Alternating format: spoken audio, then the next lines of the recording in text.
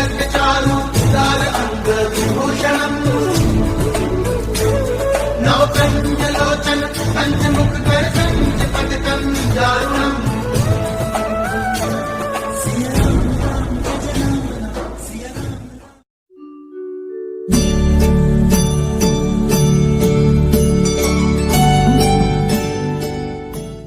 महाराज जी के आज के विशेषांक में रक्षा सूत्र परिवार के सभी सदस्यों का हार्दिक स्वागत है।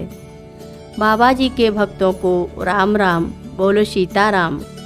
मैं एक कैलेंडर वाले विक्रेता के पास से गुजरा जिसमें भक्तिभावपूर्ण कैलेंडर की तस्वीरें थीं। मैंने सभी तस्वीरें देखीं लेकिन वे बहुत भद्दी थीं।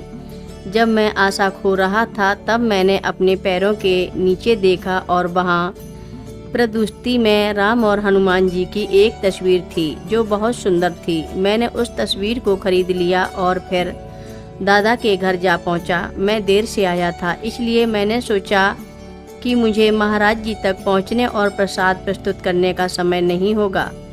लेकिन जब मैं दरवाजे से आया तो सीधा महाराज जी के पास जाने का रास्ता खुल गया। मैं ध्यान के कोर्स और संगम के कारण बहुत खुल गया था और मैंने प्रसाद को अपने अहंकार के बिना दिया। यह मेरे द्वारा कभी किया गया सबसे पवित्र कार्य था। महाराज जी के आसपास मैंने चित्र को तख्त पर रखा और मैं बैठ गया। महाराज जी ने चित्र को उठाया और देखा। उनकी आंखों से आंसू आने लगे और मैं भी रोने लगा। फिर उन्होंने खड़े होकर क्रोधपूर्वक कमर मोड़ी और कुंभकोण में चित्र को दादा को दिया। कुछ हफ्ते बाद यह चित्र वृंदावन मंदिर में लगाया गया मूर्ति के साथ।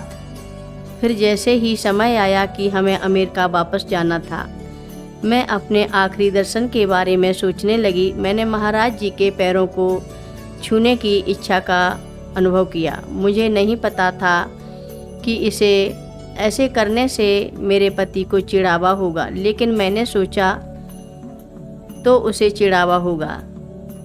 ये तो मेरा निर्णय है। आखिरी दर्शन में मैंने महाराज जी के पैरों को छुआ।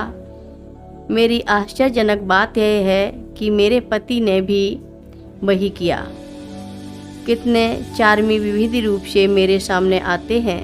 महाराज जी के साथ पहले मुलाकात के बाद जब मेरी सभी तुच्छता और अहंकार एक अद्भुत इच्छा से लहराने लगे और मैंने सचमुच उनके पास होने की इच्छा व्यक्त की। शायद दूसरी या तीसरी बार महाराज जी के साथ जब मौका मिला, मैं उनके बगल में खड़े होकर एक आदमी को देख रहा था।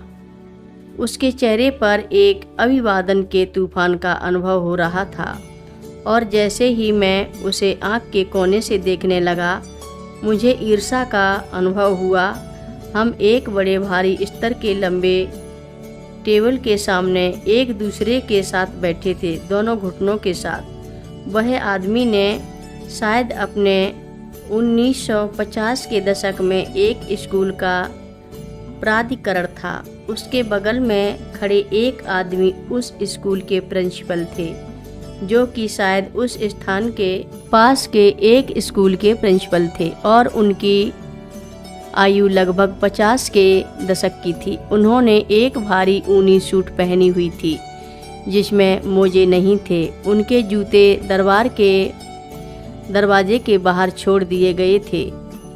एक टाई, मफलर और इस नंबर के अंत में पहाड़ी इलाकों के आदमियों के लिए सामान्य शैली में एक ऊनी टोपी पहनी हुई थी।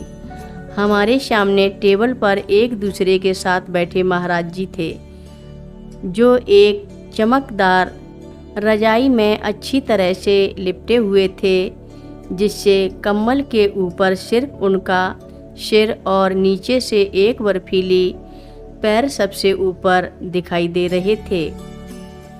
उस पैर की वजह से ही उस आदमी को उत्साह और ईर्ष्या का सामना करना पड़ा, क्योंकि वह उस पैर को बहुत सावधानी और प्रेम से मसाज कर रहा था और मैं उस जगह होने के कारण उसकी जगह में होने की तमन्ना रख रहा था। कितनी अजीब बात है कि मैं खुद को एक छोटे से हिंदू मंदिर में बैठे हुए पाया, जहाँ से आधी दुनिया दूर थी और मैं एक बूढ़े आदमी के पैर को मसाज करने के लिए ईर्ष्या महसूस कर रहा था। कथा लंबी है, आगे की कथा सभी भक्तों को अगले भाग में सुनाएंगे। हर रोज़ महाराज जी की कथाएं सुनने के लिए रक्षा सूत्र चैनल को सब्सक्राइब करें, शेयर करें और लाइक करें। घंटी बजाना ना भूलें। कमेंट बॉक्स में लिख भेजें, जय नीप करोरी बाबा जी महाराज। सभी भक्त मिलकर बोलो, नीप करोरी बाबा जी महाराज की जय बोलो।